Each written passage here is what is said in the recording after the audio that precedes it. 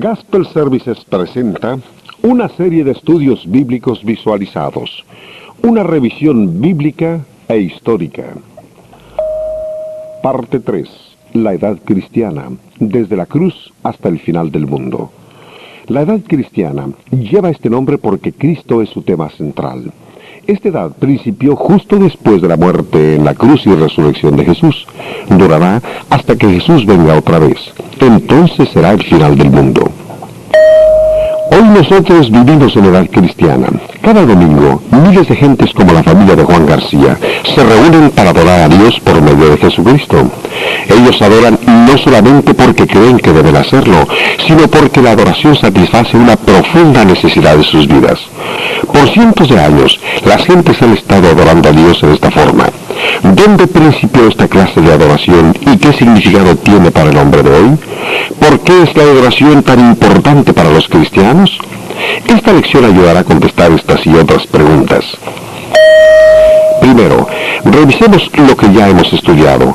Estas dos fotografías nos ayudan a recordar la edad patriarcal, la primera parte de la historia bíblica, cuando Dios habló a las gentes por medio de las cabezas de la familia, o sea, los patriarcas, principiando con Adán y la creación. Esta edad continuó hasta los tiempos cuando Moisés guió a los israelitas a través del Mar Rojo y los llevó al desierto donde Dios les dio su ley. Después de la edad patriarcal, estudiamos la edad mosaica, la cual es la segunda parte de la historia bíblica. Esta edad principia desde el tiempo cuando Dios dio la ley por medio de Moisés en el monte Sinaí y termina con la muerte de Jesús en la cruz. Esta edad se llama mosaica porque durante este tiempo Dios habló al pueblo por medio de Moisés y de la ley que Dios dio por medio de él. Cristo mismo es la persona más importante de la edad cristiana. Este cuadro presenta algunos de los eventos más destacados de la edad cristiana. Esta es la tercera y última de las edades bíblicas. Veremos el reino espiritual de Dios o iglesia establecido. Las cuatro cosas que son necesarias para la existencia de un reino. Las bendiciones dentro del reino iglesia y finalmente el diseño de Dios para su iglesia, el cual es encontrado solamente en la Biblia.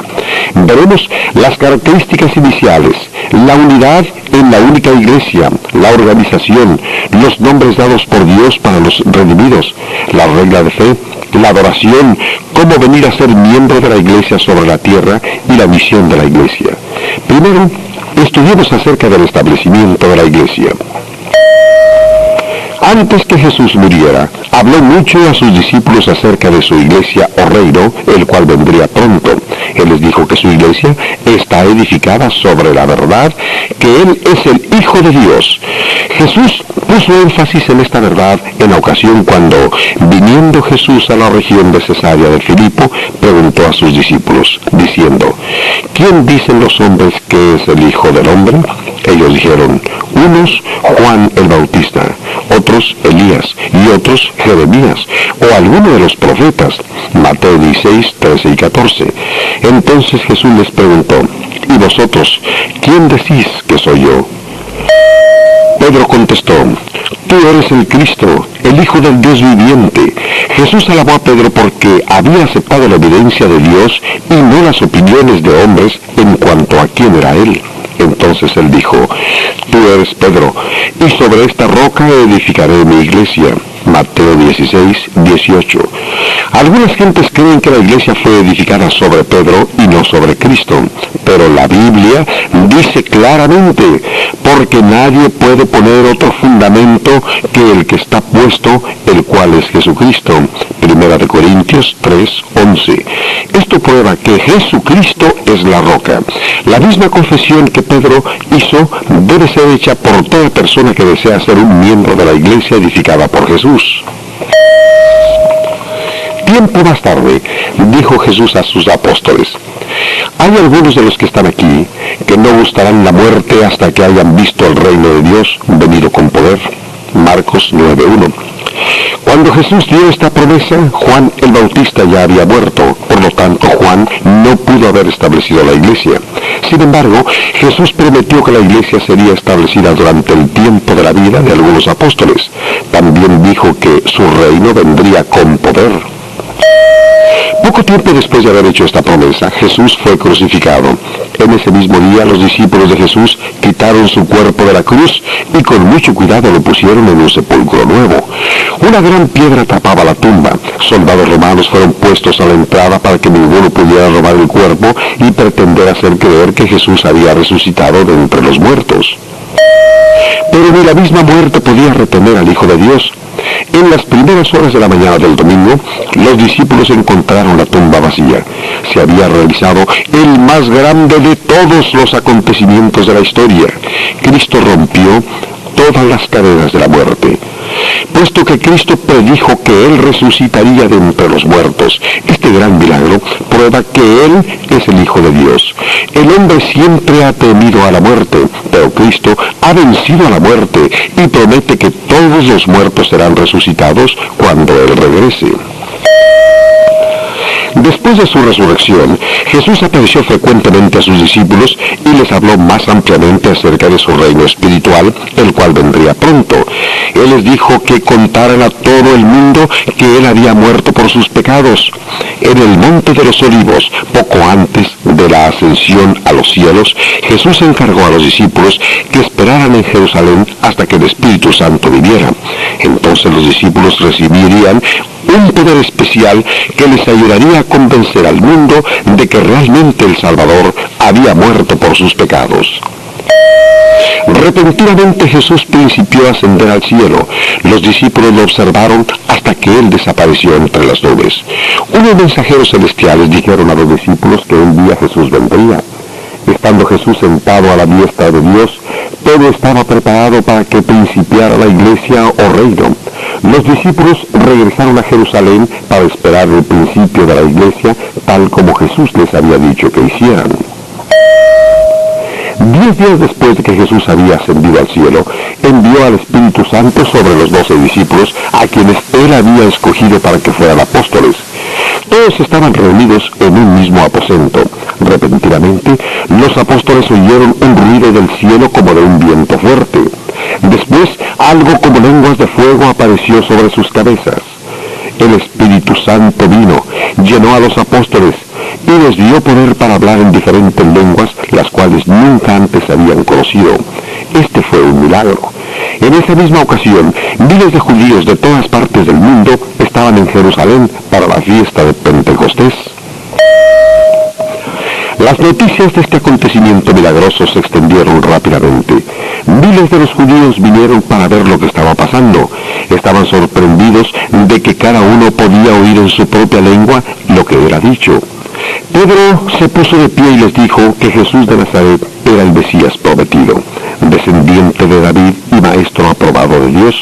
Les recordó de la muerte reciente e injusta de Jesús, pero afirmó que Dios le había levantado de entre los muertos y que Jesús estaba ahora en el cielo y que había sido exaltado como Señor y Cristo. Dejando el judaísmo para venir a Cristo, 3,000 judíos creyeron, se arrepintieron y fueron bautizados para la remisión de sus pecados, y Dios los añadió a su iglesia. Fue así como la iglesia o reino tuvo su principio con gran poder, tal como Jesús lo había prometido solamente 10 días antes. Las 4 cosas necesarias para la existencia de cualquier reino están presentes en el reino del Señor, el cual principió en el día de Pentecostés. Al estar presentes estos 4 elementos nos dicen, primero, que el reino de Cristo existe ahora. Segundo, que el reino de Cristo no es un reino terrenal como cualquier nación o país, sino que es un reino espiritual, cuyas leyes están en el corazón de los hombres. Juan García, un miembro del reino espiritual de Cristo, señala a sus amigos las 4 cosas necesarias para constituir un reino. Debe haber un rey, un territorio, súbditos y una ley. Todos estos componentes se encuentran en el reino de Jesús, pero Él enseñó que su reino no es un reino material como las naciones del mundo. Jesús enfatizó esta verdad cuando declaró ante Pilato, mi reino no es de este mundo. Juan 18:36. La verdadera iglesia iba a ser un reino espiritual, sin cabeza terrenal o gobierno central. En lugar de eso, la iglesia de Cristo tendría una cabeza espiritual, un territorio espiritual, súbditos espirituales y leyes espirituales. Veamos de uno en uno estos 4 elementos espirituales que dan forma a la iglesia de Cristo. De acuerdo con la Biblia, ¿quién es el rey en este reino espiritual? El ángel Gabriel dijo quién iba a ser el rey cuando anunció a María el nacimiento de Jesús. Y reinará sobre la casa de Jacob por siempre, y su reino no tendrá fin. Lucas 1:33. Jesucristo sigue siendo el único gobernador sobre el pueblo de Dios. Él es el rey en su reino. ¿Cuál territorio está incluido en este reino?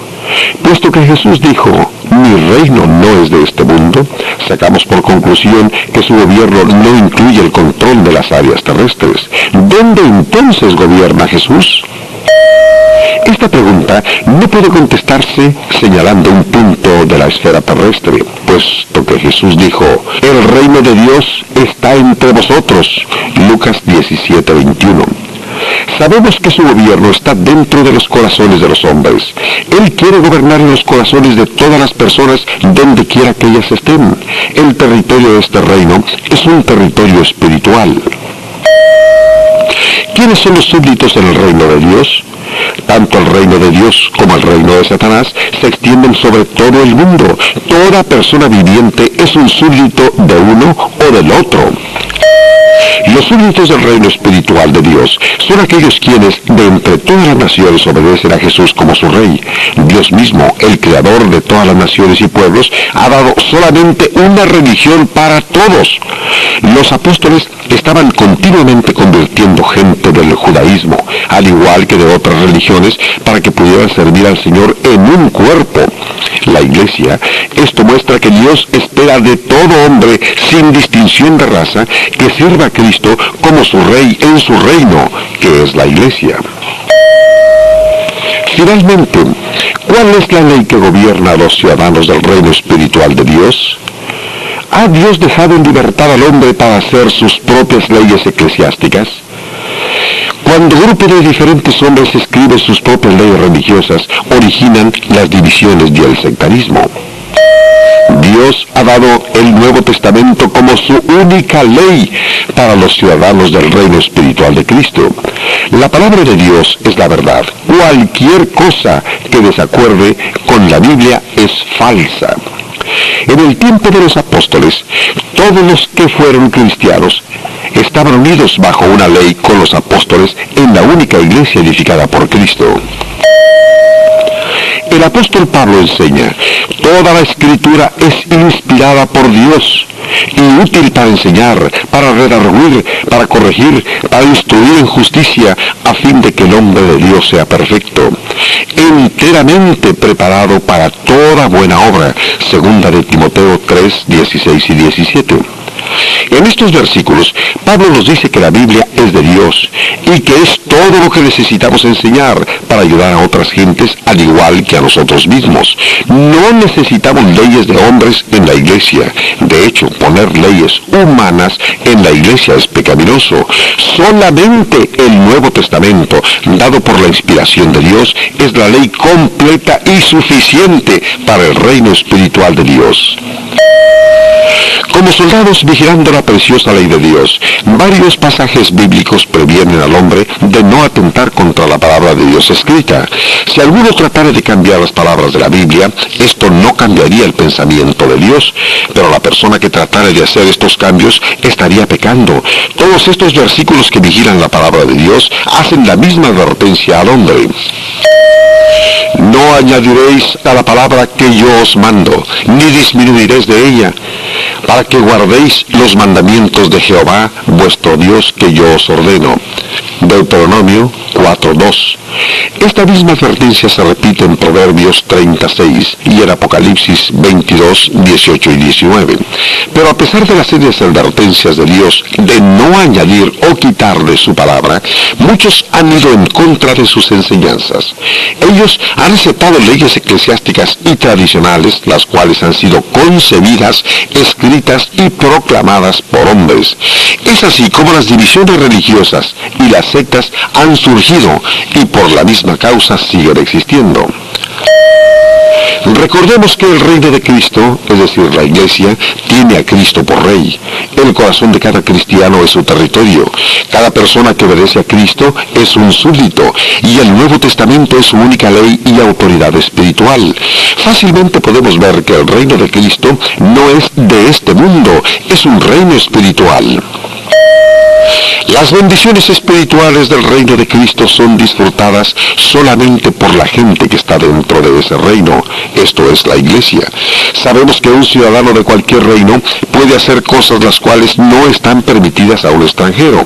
Por ejemplo, los ciudadanos mexicanos pueden votar en México, pero los estadounidenses no. Solamente los que han sido salvos pertenecen al reino de Cristo. En este reino, ellos disfrutan las bendiciones que son solamente para los salvos.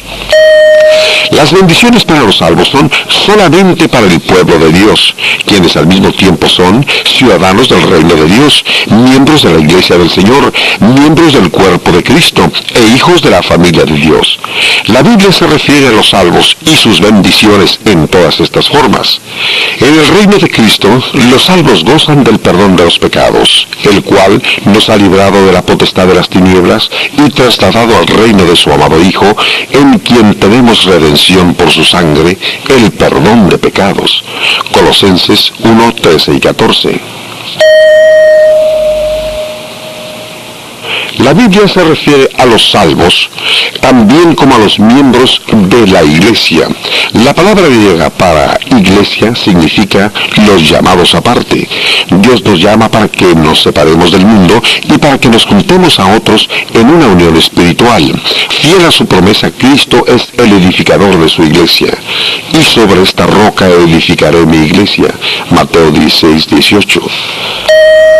La Biblia nos dice lo siguiente acerca de los primeros cristianos: alabando a Dios y teniendo favor con todo el pueblo. Y el Señor añadía cada día a la iglesia los que habían de ser salvos. Hechos 2:47. Desde el primer día en que Cristo estableció su iglesia, Dios ha estado añadiendo a la iglesia todos los que son salvos por la sangre de Jesús. Esto demuestra que todos los salvos están en la iglesia. Como miembros de la iglesia, gozan de un sincero compañerismo con otros cristianos, al igual que con Cristo. Esta es otra gran bendición que Dios da a los salvos. Todos los que están en la iglesia o reino son también parte del cuerpo de Cristo. Cuando la Biblia compara a la iglesia con los miembros de un cuerpo humano, nos enseña que Jesús es la cabeza de este cuerpo espiritual, el cual es la iglesia. Dios sometió todas las cosas bajo sus pies y lo dio por cabeza sobre todas las cosas a la iglesia, la cual es su cuerpo. Efesios 1, 22 y 23. En esta comparación, la sangre de Cristo fluye por su cuerpo espiritual para limpiar y sanar nuestras almas continuamente.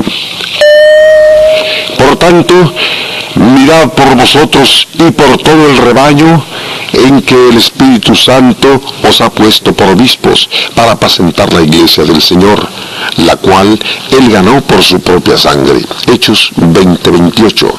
Este versículo enseña que Cristo dio su propia sangre por la iglesia.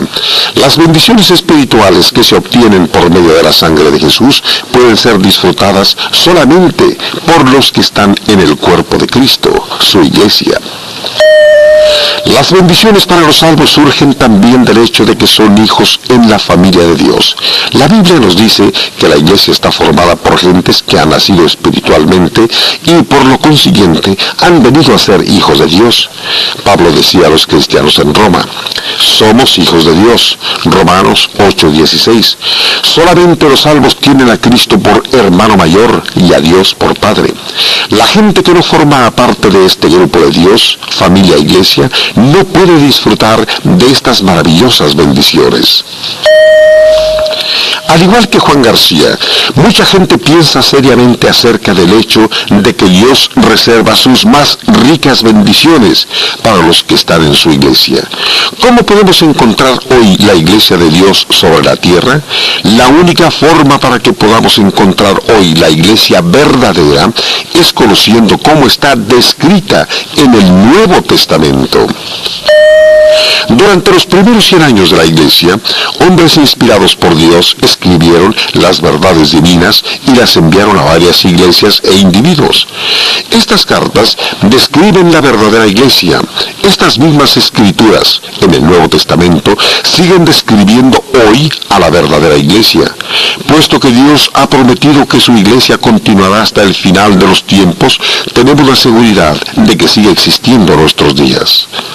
La única manera en que podemos identificar la iglesia verdadera es aprendiendo el patrón de Dios, que acerca de ella está revelada solamente en el Nuevo Testamento. Cientos de años antes de la existencia de la iglesia nuevo testamentaria, Dios dio a Moisés un patrón divino para la construcción del tabernáculo. Al igual que Dios instó a Moisés para que siguiera el patrón divino en la construcción del tabernáculo, Dios quiere que nosotros sigamos su patrón divino para su iglesia. En cualquier parte del mundo hay un grupo de gente que sigue este mismo patrón nuevo testamentario. Este grupo es una parte de la iglesia original de Jesucristo. Ellos no forman una nueva secta. El diseño que ahora tiene Dios para la iglesia es el mismo que se usó en los días de los apóstoles. Esto es el patrón divino dado en el Nuevo Testamento. Primero veamos las características iniciales que la iglesia tuvo en principio. Ninguna otra iglesia ha tenido el principio que tuvo la iglesia que Jesucristo edificó. ¿Quién principió esta iglesia? ¿Dónde tuvo su principio? ¿Y cuándo? El Nuevo Testamento nos da las respuestas. Una característica de la iglesia primitiva es que Jesucristo mismo la principió. Él había dicho a sus apóstoles: sobre esta roca edificaré mi iglesia. Mateo 16:18. Jesús estableció su iglesia. Él estaba dispuesto a derramar su sangre para que la iglesia principiara a existir. Los primeros miembros de la iglesia fueron los apóstoles y 3,000 judíos que fueron bautizados en el día de Pentecostés. Quienes verdaderamente aman a Dios no tienen el deseo de principiar una nueva iglesia. Tampoco quieren ser miembros de otra iglesia. Les satisface la iglesia que Jesucristo estableció. La iglesia del Señor principió en Jerusalén aproximadamente en el año 33 de nuestra era, tal como los profetas de Dios lo habían predicho muchos años antes. Todas las demás iglesias han sido establecidas por alguna otra persona, en algún otro lugar y en algún otro tiempo. Poco después de que la iglesia del Señor principió, los miembros de la iglesia comenzaron a ser perseguidos por sus enemigos. Muchos de los cristianos abandonaron Jerusalén y a donde quiera que ellos fueron, iniciaron congregaciones igual a la congregación de la iglesia del Señor que estaba en Jerusalén. Al igual que los primeros discípulos, también nosotros podemos principiar hoy una congregación en nuestra comunidad siguiendo el patrón original revelado en el Nuevo Testamento.